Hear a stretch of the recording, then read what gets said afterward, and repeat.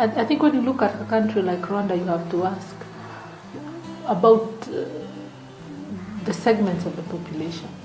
Rwanda is largely youth, so you have to ask, how does the financial sector serve the youth? Not just in financial services, how are the youth themselves engaged in the financial sector?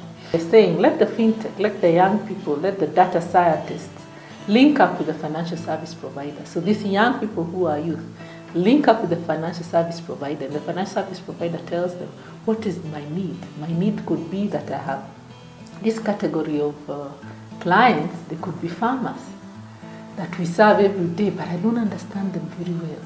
I don't understand their business practices very well. It could be I have this mass of data that I need support in analyzing, like my loan applications. Or I have this set of clients that I want to understand better, their saving behavior. So bringing the young people with the ideas to come and listen to your needs will help these young people craft solutions. And then what is the end? At the end, we want to see businesses. The future plan, I think the aim of this plan is business. We're not just running a competition. Competitions can be many. One of the things that I think will be a great outcome of this result is to build the muscle of the fintech or the young person. What do I mean by the muscle? It will help the young person know, how do I present myself to a potential investor or a potential buyer of my service?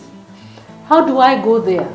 I have to go there ready in terms of what kind of contract do I want to sign with them? What is my pricing? What is my alternative? What is the solution I am proposing?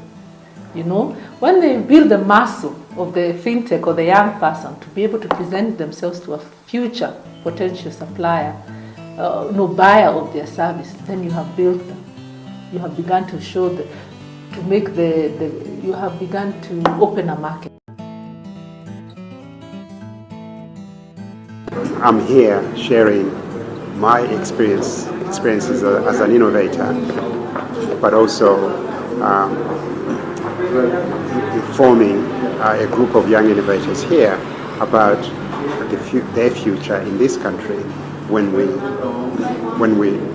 finally launch the venture capital market that is tailor-made for them under the name of the Rwanda Innovation Fund. So what I shared with them was a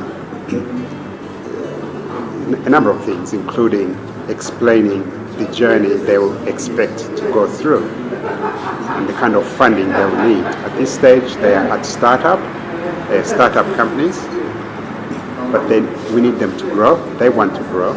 The question is, how do they find money? How do they get access to money that will enable them to grow? Now, in Rwanda, the government and the private sector federation have worked very, very hard to try and to establish a market that goes from a time when a company is still a startup all the way to a grown-up company that is going public. Yeah, so as we go along the issue of data and the need to make sure that FSPs in Rwanda start coming up with decisions that are based with data, and also making sure that organizations start using the data that they have or looking for new sources of data. One key thing that has come out strongly is the shortage of skills when it comes to data science in Africa. To say there are very few people who understand data science, who are able to do data analytics, so that leaves a huge gap. So effectively, we have teamed up with the likes of AFR, ICT Labs, K-Lab, to make sure that we also play our role in highlighting the issue of capacity building, developing skills, and making sure that whatever cause we are pushing through as eye to eye is supported, and there are more people who understand it and we're able to launch it. And we also want to ensure that whatever it is that we do with any of our focus countries, we leave people fully capacitated, and there are people who will be able to push the journey forward. in my experience with fintechs in Rwanda, a lot of the times fintechs approach financial institutions or key collaborative partners without doing a bit of more legwork. Most fintechs spend time developing their app, they spend time thinking of the idea, they spend time creating the thing that is going to work. And they don't look outside the window to appreciate that, one, they have competition from other fintechs that are not startups. These fintechs are not only local, but they're also fintechs that are coming out of London, they're coming out of Nairobi, and they want to work with banks. So when you're a fintech and you're approaching a financial institution with a solution, you have to be able to understand the full picture.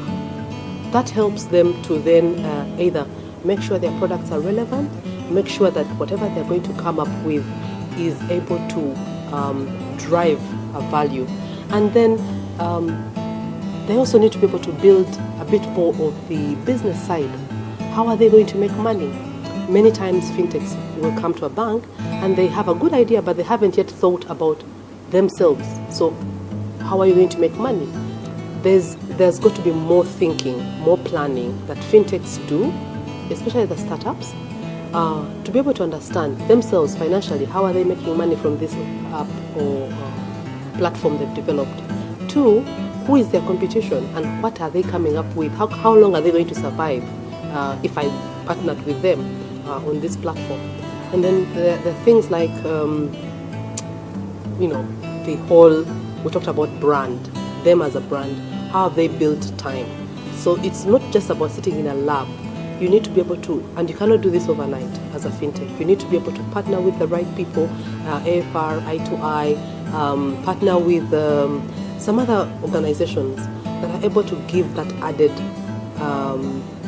preparation, that added legwork, that added drive, that will give you a bigger platform to compete in my audience. Because when I'm a financial institution and I'm looking at fintechs, I'm not looking only at startups.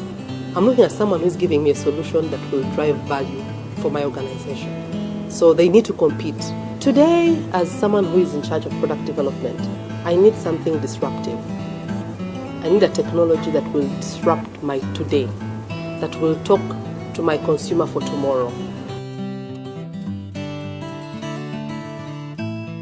I think I commend the efforts. The ICT Chamber and the Private Sector Fund has really put lots of energy towards financial inclusion, but also supporting the technology firms in Rwanda.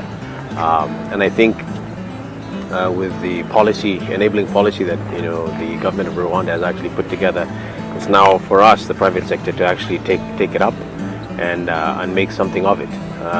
I think with the Innovation Fund coming in, with enabling the small fintech companies, well, I mean, obviously the challenges are there. Otherwise, I wouldn't be paid to do what I do.